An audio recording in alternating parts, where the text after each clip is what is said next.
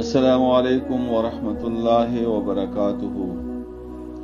اولسمہ سپرہ سورۃ یونس آیت نمبر دا څلور پنځوسم آیت نمبر 54. اعوذ باللہ من الشیطان الرجیم بسم اللہ الرحمن الرحیم. ولو أن لكل نفس ظلمت ما في الأرض لافتدت به وأسروا الندامة لما رأوا العذاب وقضي بينهم بالقسط وهم لا يظلمون. رب اشرح لي صدري ويسر لي أمري واحلل عقدة من لساني يفقهوا قولي. د ما ډېر عزتمند اوریدونکو، الله رب العزت په دې سبق کې فرمایي د قیامت ورځ ذکر دا ولو ان او کچیر شي لكل نفس د پاره د هر هغه نفس هر هغه کس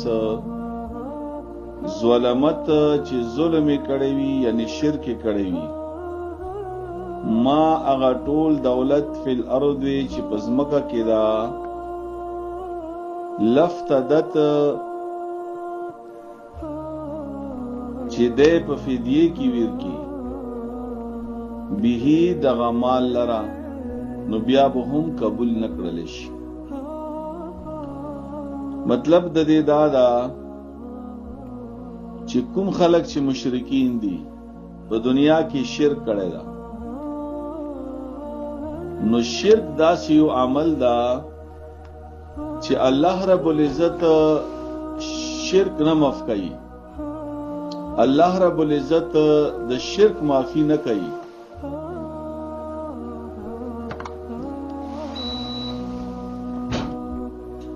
یعنی باقی هر گناہ والا اختلا معاف کی خو شرک نه معاف کوي.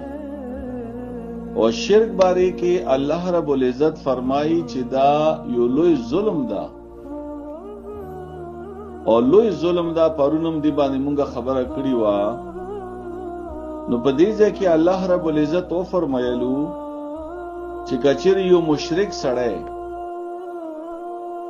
په قیامت پورې زی د پدیزمه کې څومره چې مال دا څومره چې دولت دا څومره چې شي نه دی ده هم پیش کی کنا دے د پاره چې بچ شم دی الله د عذاب نا. نو الله فرمایي چې بیا به هم قبول نکړل شي، بیا به هم قبول نکړل شي. قیامت هغه ورځ ده چې په هغه ځای کې نه رشوت چلیږي، نه سفارش چلیږي، نه د دنیا د مال او دولت چلیږي، نه د دنیا دوستی چلیږي، نه د دنیا شهرت چلیږي، نه د دنیا مشرولی چلیږي. په هغه ځای کې چې کوم شی پکاريږي هغه ایمان ده، ایمان سره سره اخلاص ده او اخلاص سره سره قرآن او حدیث مطابق چې کوم نیک عمل ده دغه چلیږي. نو بیا الله فرمایي چې کله دا مشرکین کله چې دوی وګوري قیامت، کله چې دوی محسوس کی چې دا خو مونږه چې څو ویل په دنیا کې مونږه چې څه نه منل دا خو اختیار دي، دا خوشتا دي دار څه قیامت هم شته، جنت هم شته، جهنم هم شته، د حساب د غورځ هم شته، هغه د دنیا ټول اعمال به مرتر مخته شي. نو واثر الندامه نو دوی به پټه کې خپل خپېمانتیا خمان بشي چې دا خو مخ نه دی کړی په دنیا کې، دا خو مخ کار نه دا کړی چې مشرک کړی دا، چې مونږه ایمان نه دراوړې، چې مونږه قرآن نه منلې، چې مونږه پیغمبر نه منلې، مونږه د الله او د پیغمبر خبره نه منلې، دا خو مخ نه دی کړی. زړه کې به دا خمان وي. خو اثر الندامه خود دغه خپېمانتیا چې دا به دې پټه کړی، شرمېږي به بې عزته بشي دی ځکه لما رأوا العذاب کله چې د عذاب وګوري، کله چې د جهنم وګوري، کله چې د الله غضب وګوري، کله چې د قیامت هغه سختی وګوري، کله چې د قیامت د ورځې تند وګوري، کله چې د قیامت د ورځې هغه ګرمي وګوري ده نو دی به خیمان شي په خپل دنیا هغه ژوند باندې چې دا ما څه کړي، خو دغه خپیمانتیا دا به دا پټه کړي. او بیا الله رب العزت فرمایي وقضی بینهم بالقسط، او د دوی په منځ کې به انصاف سره فیصله وکړل شي.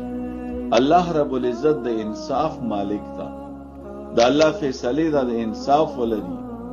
الله تعالی سره ظلم نشته، الله تعالی چا سره زیاته نه کوي، الله تعالی ټول فیصله د انصاف کوي. تر دې حد پورې چې یو جهنمی چې دا هغه به هم په دې پوه شي چې ما سره انصاف وشو، زه د همدې جهنم قابل وم چې ما په دنیا کې د الله او د پیغمبر نه فرمانی کړی و، ما په دنیا کې کفر کړی و، ما په دنیا کې شرک کړی و. نو الله به د انصاف سره فیصله وکړي د دې خلکو په منځ کې، وهم لا یظلمون، او په دې باندې به هیڅ ظلم نه کیږي، په دې باندې به هیڅ زیاته نه کیږي. د ما عزتمندو ترجمه ته بیا متوجه شو.